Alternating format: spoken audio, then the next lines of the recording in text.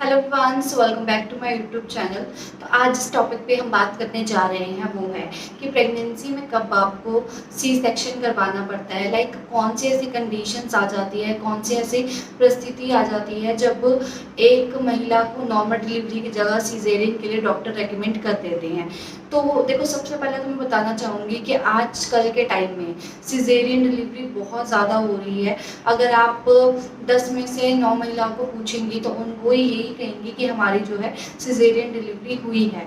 तो बेसिकली इसका रीज़न क्या रहता है? कुछ तो देखो, आपकी कंडीशन ही ऐसी हो जाती है कि आपको ना चाहते भी करवानी पड़ती है।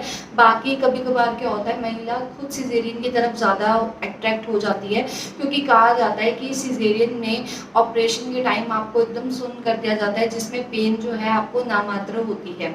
तो कुछ जो है लेबर पेन आने का वेट ही नहीं करती और पहले जो है सिजेरियन के लिए ऑप्ट कर लेती हैं। तो आज भी इस वीडियो में यही जानेंगे कि ऐसी कौन सी कंडीशंस रहती हैं, ऐसे कौन सी परिस्थितियाँ रहती हैं जिसमें एक महिला को सिजेरियन के लिए डॉक्टर रेकमेंड कर देते हैं। तो चलिए वीडियो स्टार्ट करते हैं। तो पहला है आपका प्रसव पीड़ा ना होना, लेबर पेन ना होना। तो देखो क्या होता है, हम लेबर पेन जब हमें होता है तो हमारी वजाइना जो है वो 10 सेंटीमीटर तो ओपन होती है, जिसके थ्रू एक नॉर्मल डिलीवरी की जाती है। बट कभी कभार क्या होता है, वजाइना लेबर पेन तो आपको हो रहा होता है, बट जो वजाइना होती है आपकी टाइम पे ओपन नहीं हो पाती, जिसकी वजह से आपको डॉक्टर जो है सिजेरियन डिलीवरी की तरफ ले जाते हैं। सेकंड, अगर इसी में बात करूँ तो देखो क्या होता है, आपको लेबर पेन तो आ रहे होते हैं बट बहुत ज़्यादा कम आ रहे होते हैं, बहुत ज़्यादा धीरे आ रहे होते हैं, लो लेबर पेन जिसे कहा जाता है, जिसकी वजह से भी आपको जो है सिजेरियन डिलीवरी करनी पड़ती है। और तीसरा, अगर मैं इसी के अंडर बात करूँ तो वो होता है बच्चे की पोजीशन ना ठीक होना। तो देखो कहा जाता है कि बच्चा है अपना जो हेड है वो वजाइना के होल में फंसा लेता है, जिसके थ्रू बच्चे की इजीली नॉर्मल डिलीवरी हो जाती है। बट कभी कभार क्या होता है, बच्चा अपसाइड डाउन होता है, उसका सर जो है आपकी छाती पे होता है और लेग्स जो है नीचे होती हैं, और इस कंडीशन में भी कई बार बच्चा जो है इतना कहते हैं ना, नॉर्मल डिलीवरी के लिए ऑप्ट नहीं कर पाता है, इतना फोर्स नहीं लगा पाता, जिसकी वजह से डॉक्टर को इमीडिएटली आपको सिजेरियन डिलीवरी के लिए कहना पड़ता है। मगर ये जो भी है आपका वो 9 मंथ के अंदर ही होगा, इससे पहले आप कभी भी इंजम्पशन नहीं लगा पाओगे। हो सकता है आपका 8th मंथ है, एकदम परफेक्टली फाइन चल रहा हो, आपको नॉर्मल डिलीवरी की पूरी उम्मीद हो, बट करते करते जब तक आपका 9 मंथ स्टार्ट होता है, आपको ये 3 चेंजेस नजर आते हैं, जिसको देखकर आपको समझ जाना चाहिए कि आपको डॉक्टर जो है सिजेरियन डिलीवरी के लिए कहेंगे। अगला है आपका प्लेजेंटा प्रीविया। तो प्लेजेंटा प्रीविया में थोड़ा सा बताना चाहूँगी क्या होता है। जो बच्चे का प्लेजेंटा होता है वो एकदम गर्भाशय के नीचे होता है, जिसकी वजह से आपकी वजाइना को कवर कर लेता है और उस समय पर बच्चा जो है नॉर्मल डिलीवरी के लिए ऑप्ट नहीं कर पाता। तो इस सिचुएशन में भी आपको जो है डॉक्टर सिजेरियन डिलीवरी के लिए कहते हैं। वैसे तो 200 में से एक महिला ऐसी होती है जिसको ये सब प्रेगनेंसी के लास्ट समय तक आते आते हो जाता है। और साथ ही अगर मैं बात करूं तो इसमें आपको डॉक्टर ज़्यादा आराम करने के लिए, ज़्यादा लेटे रहने के लिए कहते हैं, क्योंकि बच्चे का प्लेजेंटा नीचे होने की वजह से बहुत ज़्यादा कॉम्प्लिकेशंस आ जाती हैं, जिसकी वजह से डॉक्टर नहीं चाहते कि बेबी को किसी भी तरह का हार्म हो। तो आपको, अगर आपका प्लेजेंटा प्रीविया आया हुआ है, तो आपको सबसे पहले ज़्यादा आराम करना चाहिए, जितना ज़्यादा हो सके आपको लेटे रहना चाहिए, ज़्यादा मूवमेंट वाला काम नहीं करना चाहिए। और साथ साथ में आपको, जैसे आपको सिजेरियन ही होगी तो फिर अपनी हेल्थ का थोड़ा सा ध्यान ज़्यादा रखना चाहिए।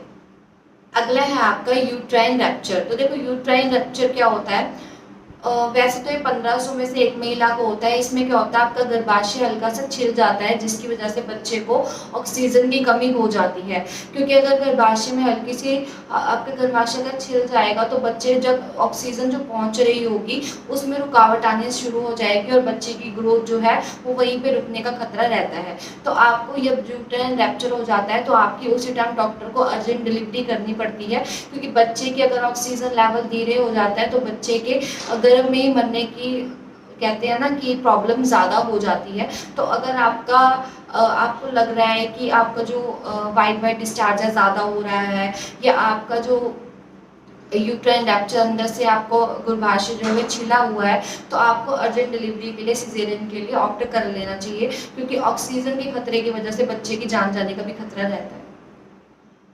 फोर्थ है आपका पहले भी सिजेरियन अगर आपका हुआ हो तो। देखो क्या होता है, वैसे तो बहुत ज़्यादा मिथ है कि अगर पहले भी आपका सिजेरियन हुआ है तो सेकंड टाइम भी आपका सिजेरियन ही होगा, ऐसा नहीं होता। बट सेकंड टाइम आपका अगर यूट्राइन रप्चर हो जाए या फिर ट्विन प्रेगनेंसी, बहुत ज़्यादा कॉमन होता है ट्विन प्रेगनेंसी में आपका सिजेरियन होना। तो अगर आपकी ट्विन प्रेगनेंसी है, 1 से ज़्यादा प्रेगनेंसी में हो आप, 2 है, 3 है, तो भी आपका जो है सिजेरियन ही होगा। और थर्ड है कि आपके बच्चे की पोजीशन ठीक ना होना, अगर बच्चे की पोजीशन अपसाइड डाउन होगी तब भी आपका जो है डॉक्टर सिजेरियन करेंगे। तो फर्स्ट डिलीवरी से अगर आपका सिजेरियन हुआ है तो डेफिनेटली बहुत ज़्यादा चांस बढ़ जाते हैं सेकंड डिलीवरी से भी सिजेरियन होने के। बट ये नहीं है कि 100% है कि होगा ही होगा। आप अगर कोशिश करेंगे, स्टार्टिंग से अपनी हेल्थ का ध्यान रखेंगे, टाइम टू टाइम अल्ट्रासाउंड करवाएंगे, डॉक्टर से कनेक्टिविटी बढ़ाएंगे, तो आपका जो है नॉर्मल डिलीवरी भी हो सकती है। अगला और लास्ट है आपका स्वास्थ्य समस्याएं।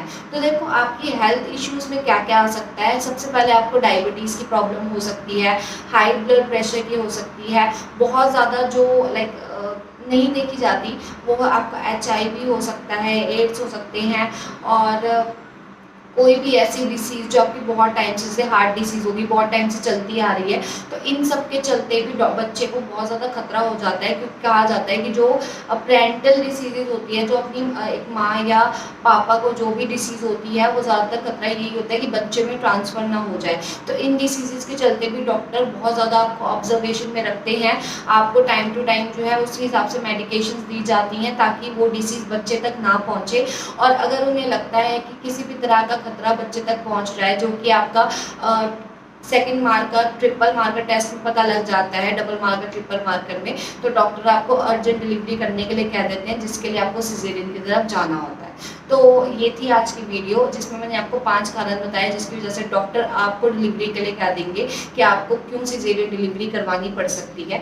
तो प्लीज़ अगर आपको जितने आपके हाथ में हो उतना ट्राई करिए कि आपकी वो डिलीवरी ना ही हो। और अगर फिर भी आपको ऐसे कोई सिम्टम दिखते हैं या फिर कुछ लग रहा है कि ऐसा कुछ मेरे साथ भी हो रहा है, तो अपने डॉक्टर से प्लीज़ जल्दी से जल्दी सजेस्ट करें। तो चलिए अब मिलते हैं आपसे अगली वीडियो में, तब तक के लिए बाय बाय।